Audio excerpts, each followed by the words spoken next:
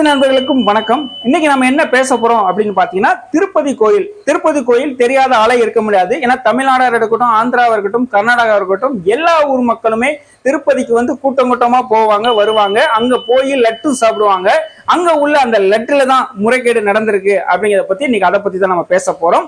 அதுக்கு முன்னாடி நம்ம சேனல்ல உள்ள போய் பார்க்கலாம்.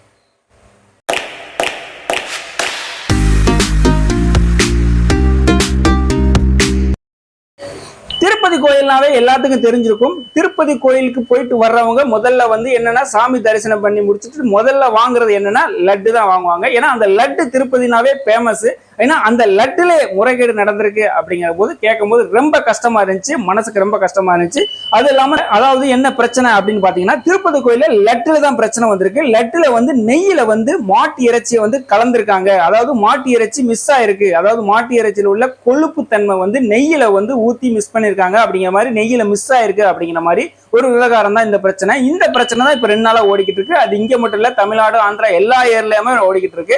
இந்த பிரச்சனை என்ன அப்படின்னு பாத்தீங்கன்னா, அதாவது லட்டுக்கு வந்து மெயினா வந்து நெய் தான், அந்த நெய் தான் ஃபேமஸா இருக்கும். இந்த லட்டு வந்து திருப்பதி போனாலே இந்த லட்டு தான் ஃபேமஸா இருக்கும். இந்த லட்டை பார்க்கும்போது அதாவது எங்க கோயிலுக்கு போயிட்டு வந்தோமா, திருப்பதி போயிட்டு இருந்தீங்கன்னா எங்க லட்டு அப்படின்னு கேட்பாங்க.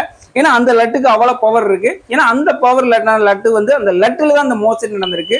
இல்ல ஒரு நாளைக்கு கிட்டத்தட்ட வந்து 3 லட்சம் லட்டு வந்து ரெடி பண்றாங்க. ஏன்னா அவ்வளவு தூரம் பக்காவா ரெடி பண்ணி இவ்வளவு தூரம் பண்ணிக்கிட்டு இருக்கிற இந்த இதுல வந்து எப்படி இவ்வளவு ப்ராப்ளம் வந்துச்சு அப்படிங்கிறதுனே தெரியல. அது இல்லாம இந்த ப்ராப்ளம் இருந்தாலும் அங்க வந்து வேலை பார்க்குறவங்க கிட்டத்தட்ட ஒரு 1500 2000 மேல வந்து வேலை பார்க்குறாங்க.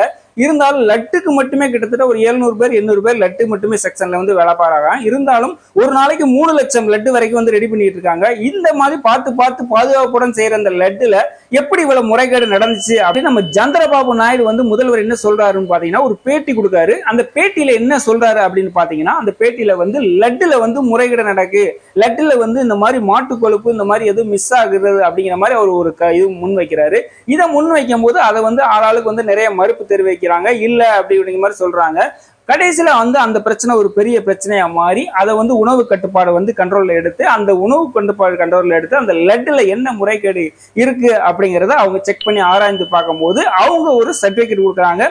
அந்த சர்டிபிகேட்ல என்ன கொடுக்காங்க அப்படின்னு பாத்தீங்கன்னா, இந்த மாதிரி இந்த லட்டுல வந்து நெய்யில வந்து மாட்டு கொழுப்பு, அதாவது மாட்டு கொழுப்பு இறைச்சியில உள்ள மாட்டு கொழுப்புல இது இருக்கு, நெய்யில வந்து இதுல வந்து மிஸ் ஆயிருக்கு. அது இல்லாம இறைச்சி மிஸ் ஆகலாம், பன்னியோட இது வந்து மிஸ் ஆயிருக்கு அப்படிங்கிற மாதிரி சொல்றாங்க. ஃபிஷ் வந்து அதோட இது வந்து லிக்விட் வந்து மிஸ் ஆயிருக்கு, இதை வந்து இந்த நெய்யில மிஸ் பண்ணியிருக்காங்க அப்படிங்கிற மாதிரி ஒரு இது தகவலை சொல்றாங்க. இதை சொல்லும் போது பக்தரோட கோரிக்கையை இது பார்க்கும்போது ரொம்ப கஷ்டமா இருந்துச்சு. இப்படி ஒரு முறைகேடு நடந்திருக்கா அப்படிங்கிற மாதிரி ஒரு இது பார்க்கும்போது நமக்கே ஒரு மனசுக்குள்ள ஒரு இதா இருக்கு. ஏன்னா இவ்வளவு பெரிய கோயில்ல, திருப்பதி தேவஸ்தான கோயில்ல வந்து இப்படி ஒரு முறைகேடு நடக்கு அப்படின்னா எப்படி ஒரு அசால்ட்டா இருக்காங்க அப்படிங்கிறது தெரியல. இருந்தாலும் இது வந்து முற்றிலும் உண்மையா அப்படிங்கிறதுமே தெரியல. இதை வந்து இன்னொரு தடவை கொஞ்சம் செக் பண்ணி பார்த்தா நல்லா இருக்கும் அப்படிங்கிறது தான் எங்களோட கோரிக்கை. இருந்தாலும் இதை வந்து ஜெகன் மோகன் ரெட்டி என்ன சொல்றாரு அப்படின்னு பாத்தீங்கன்னா, இது முற்றிலும் வந்து இது அரசியல் வந்து எதிர்கட்சியோட வந்து வேணுனே இது வந்து இது பண்றாங்க அப்படிங்கிற மாதிரி ஜெகன் மோகன் ரெட்டி சொல்றாரு.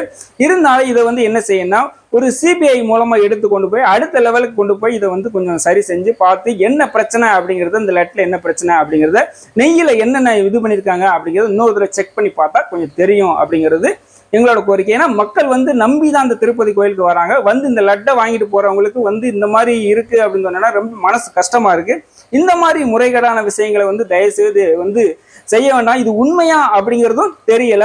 இருந்தாலும் ஒரு இது வந்து நல்ல தீர்வா இருக்கணும் அப்படிங்கிறது எங்களோட கோரிக்கை.